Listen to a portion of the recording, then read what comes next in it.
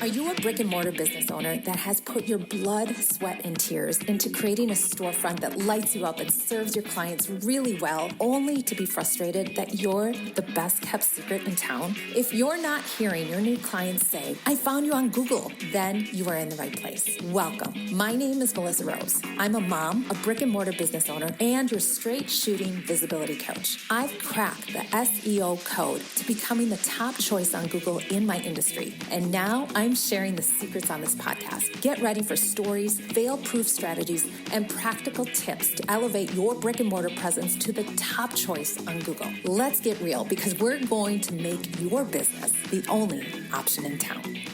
Welcome back to Brick and Mortar Visibility, or welcome to Brick and Mortar Visibility, wherever you're at. We're so glad you're here. Hello. My name's Melissa Rose, and I'm your host today. And happy Thanksgiving week to those of you in the States. This is our week of Thanksgiving and being but really just taking some time to reflect and be with friends and family and be thankful for what we have. And this week also marks another trip around the sun. It lines up really nicely this year for me. So it's a nice long weekend with the Black Friday event happening, and it could be a beautiful weekend with friends and family and celebration and just a lot to be thankful for. So I hope you all are doing well and are able to get some time, much deserved time, with friends and family. And thank you so much for listening. I know it's maybe an off week. Maybe you're walking, maybe you're prepping the turkey, maybe you're doing the dishes, whatever you're doing. Thank you for choosing to put me in your ears. As always, we are going to talk just a touch about visibility with your Google business profile, but then I want to share with you something that I do every year this time of year. So before we dive into the content, I want to ask you to update your Google business profile with pictures. Now, this is new this week, so grab some pictures or a picture and take it to your Google business profile and add it in the picture bucket. If you're like, I don't know what you're talking about, Melissa, grab my Google business profile workshop. This is a 30-minute workshop where I walk you through exactly what you need to do to optimize that Google business profile so it is working for you. So many business owners don't take advantage of this free tool by Google, and it really is game-changing for your business. So please grab this free workshop. 30 minutes it takes you to watch it. It takes you about 90 minutes to implement, okay? So please plan accordingly. If you need help with that, you can grab a 20-minute free call with me, or you can work directly with me by going to msmelissarose.com/deals. Did you know the work you do today will shape your business 60 to 90 days from now? That momentum doesn't stop there. It ripples right into your personal life. So let me ask you, based on what you're doing right now, where are you headed? Will it be the same old thing, different day? Or are you really ready to level up? If you're shouting level up, let's make sure it actually happens. Join me and a crew of powerhouse business owners in my mastermind called Level Up, Your Business, Your Life. This isn't just another meeting. It's your secret weapon to accountability, strategic thinking, and inspiration. We meet monthly to empower each other, take bold action, and crush the goals that really matter. Want to know more? Head to the link in my bio or visit msmelissarose.com/mastermind. It would be my absolute privilege to be part of your journey to the next level. Let's make it happen together. I hope I get to see you in our next cohort of Level Up, Your Business, Your Life. So I want to ask you, does anybody else get a little melancholy around their birthday? I definitely do. I notice my daughter does as well. She tends to call me about 2 weeks before her birthday and just feeling overwhelmed with life and feeling a little less than. And it happened now 3 years in a row. And I was able to say to her, hey, I think this is just kind of a thing we do. And we kind of laughed about it because she realized the pattern as well. So I am the same way. She's her mother's daughter.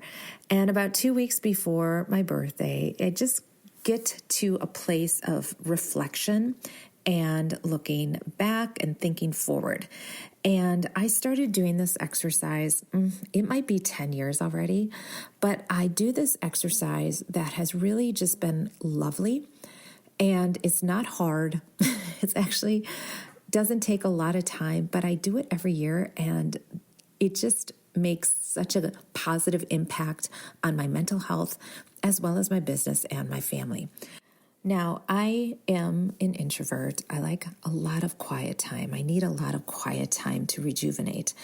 For those of you that may not know, I own a dance studio and I still teach in the studio because I love it. However, it truly does exhaust me, and I genuinely have to plan out my energy around those teaching days. So subconsciously, I am thinking about my birthday without even realizing it. I'll have a friend say, "Oh, your birthday's in 2 weeks," or "It's your birthday month." And I'm like, "Oh, yeah. Oh my gosh, it is," because I can feel it. All right. So what I usually do for my birthday or around my birthday is take some much needed and appreciated solitude. And that is usually a long walk in the woods or even a long drive. Like I'm traveling to the center of Wisconsin, Wausau, Wisconsin for Thanksgiving. And I don't have my kids this year for Thanksgiving. So I'm really genuinely looking forward to that 2.5 hour drive. Just sometimes quiet, sometimes listening to a podcast or a book, but just that quiet time. So then what I do is I set aside some time to journal/write a letter. Now, this isn't a new concept, right? Many of you probably journal every day. I don't do it every day. I just make my lists and write some affirmations or write something, but I don't journal, all right? So this is very much a journaling exercise for me that I do every year. But here's the deal. I write it as a letter to myself. And I take some time to just go through my year and I write out what I'm doing. And I'm usually I'm writing it to somebody. I'm writing it to myself, but in the third person. All right. So I'm saying, "Melissa, you are crushing it. You are doing so great. You overcame so much this year." I go through the months and I just write whatever comes to mind throughout the months of the year. By the time I'm done, I've encompassed my business, my family, my personal life, my time and money freedom, and I've weaved that throughout this letter to myself. And then I read it, and I usually get emotional. Shocking for those of you that know me. But I'm able to look at it and see what I've overcome, see that my vision is the same or tweaked or leveled up. It gives me clarity there of what I really want. And what's beautiful is that for the past few years, my vision is so crystal clear. It has not really wavered much, but the vision is still there. It's very crystal clear. So this is what I do. And I wanted to talk about it because I think it's important to take some time to do this. And a lot of you might do it over the new year or the winter break, or you might even do it in the summer if your summer is a little slower. Like I said, it really helps me, number one, what I've overcome. And by seeing that on black and white paper, it gives me the mindset, the determination, the willpower, the stamina, the strength to move on. I had a really hard year this year. I think this past year was one of the worst years of my life. I started off my year last year, and I'm going to say a year ago, because it was my birthday. I sat alone purposefully in a restaurant and had dinner by myself. And I wrote this letter to myself. And I was at the lowest point in my business. I felt so stuck. I felt so low in the fact that I just felt like I didn't know what I was doing. Now, I've had my business for a long time, but I had a huge level up in 2020. We moved into a huge space. I added on to my team, and then we had life happen in 2020. I thought I was doing really, really well in navigating that, in leading through that. I wasn't. In hindsight, I didn't know what I didn't know. So my birthday weekend, I literally was considering closing my doors. But for those of you that are divorced, you'll get this.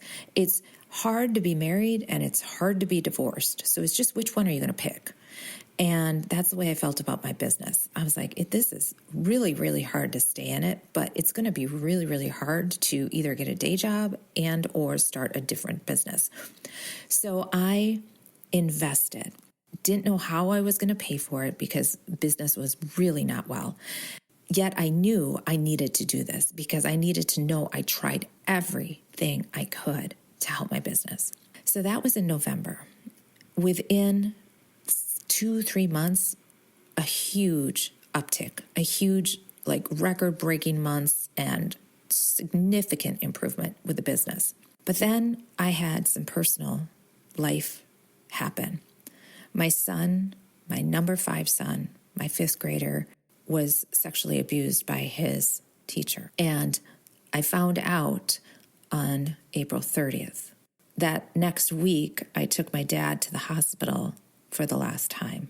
A month later, my dad passed away, and I needed to be there with him, so I wasn't there for recital or anything. I basically took a month away from my studio. What was lovely about all of this is that I kept asking myself and telling myself, you are learning so much. You're going to get through this, and you're learning so much. There's going to be good on the other side of this. There's going to be good on the other side of this. You are learning so much. I just kept telling myself. I did.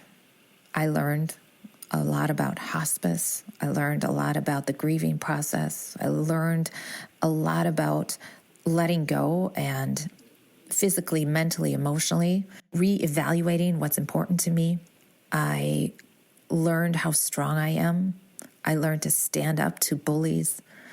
I learned so much this year. It was a really hard year. However, I have an amazing community.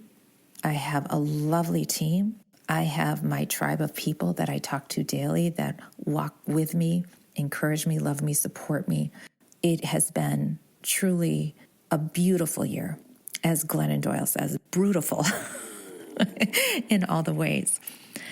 And that's why I like this exercise. I have not done it yet because my birthday is actually Saturday. So I will take some time Saturday to do this. But I'm already realizing how much, despite the difficulty of it, it has been a lovely year. If you've been listening for any length of time, you know that I am all about profit first. And Acorns makes it so easy to stick to the plan. Here's the deal. Profit First encourages us to stash away those extra dollars somewhere out of sight to keep them safe and growing. And that's where Acorns comes in. It's my go-to spot for my profit account. And let me tell you, it works magic behind the scenes. I deposit my profit, sit back, and let it grow until profit sharing day. You know, when we withdraw from our profit account 4 times a year. Not only is my money working for me, but it's also liquid, perfect for those unexpected business cash crunches. And the best part, Acorns doesn't just help you save, it helps you thrive. From rounding up spare change to earning bonus investments, you've got tools to help you surpass your profit goals with ease. Whether you're saving for profit sharing day or setting up a financial cushion, Acorns keeps you on track and growing, ready to make your money work hard just like you do. Grab my link in the bio or head to MsMelissaRose.com/tools to see this product as well as my other top favorites. The other reason I love this exercise is it not only shows what I've overcome and how I've done it, it shows me what frustrations or things I have been tolerating. I didn't tell you the best part. I write this letter to myself and I staple it on top of the previous year. So like I said, I've been doing this for about 10 years. So I have about 10 years of letters to myself. After I write the current year, I look back and reread the past years. That is where you can see the patterns. You can see what things you maybe didn't believe in and they're now coming true, you know, or goals that you had and, oh my gosh, they're working, you know, or things like that. But you can also see what you have been tolerating and maybe putting up with maybe too long. And it's such a great way to say, you know what, I need to let that go. Or we need to do something different here. I'm not ready to let go of that project, but it's not growing or being fulfilled the way I want it. So how can we do this differently? It really just helps me get that in front of my face again. So writing that letter every year, and then after I'm done writing, I look back at the previous years, and it helps me just see what I've overcome, how I've done that, how have I overcome. It focuses what's important to me, those people that I talk to every day on Voxer, they are my people. They help me get through. They are so important to me. This podcast is so important to me. My team is so important to me. My kids, and I should say my kids right away, but my kids and the relationship I have with my kids is so, so important to me. So it helps refocus my energy every year by looking back at this. So it doesn't have to be this like huge undertaking. It literally is a spiral bound journal. I remember one year doing it at a basketball game. My son wanted to go to the basketball game on a Friday night. And I'm like, sure, let's go. And I didn't care. Nobody was playing on my family. And I was way up in the bleachers. And I just took this time to write in this journal and just write out my birthday letter and then staple it right on top of the previous years. And it was lovely. So some years they're going to be harder. And this one started off super hard and then continued to get harder throughout the year. I'm on the other side of that really hard start to 47, finishing with such a huge amount of thankfulness for my people, my tribe, my community, my team, my relationship with my kids that's never been stronger. It's just incredible. Looking forward to 48 excitedly, not scared. And it feels so good to know that I've overcome a lot this year with some amazing people, some scary investments, a lot of faith, and putting the next right step in place every day. So let that be a little inspiration for you as you go into your Thanksgiving week.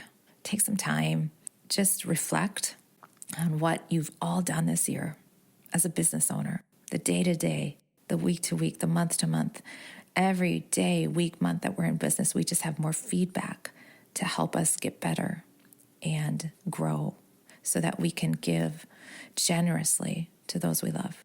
Wishing you all the best this week, and we will see you here same time next week. Peace.